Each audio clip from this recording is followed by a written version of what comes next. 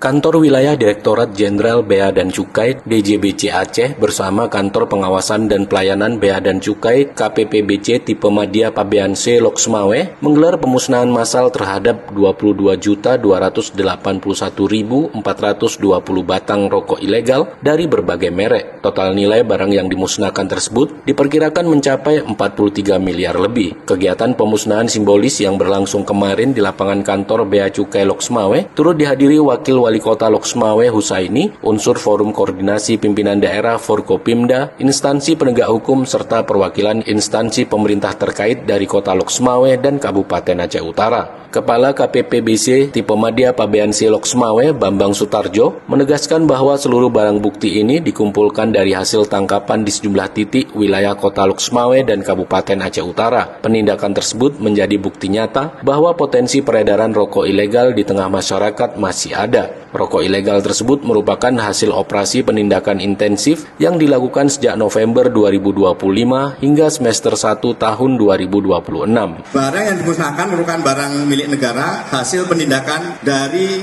akhir tahun 2025 November sampai dengan semester 1 2026 ini yang telah memperoleh persetujuan dari Direktorat Jenderal Kekayaan Negara atas nama Menteri Keuangan. Dari total 22.281.420 batang rokok ilegal yang digunakan ini, sebanyak 8.007.770 batang merupakan hasil penindakan dari Bea Cukai Loksmawe, sedangkan 13.509.350 batang merupakan hasil penindakan dari Kanwil Bea Cukai Aceh.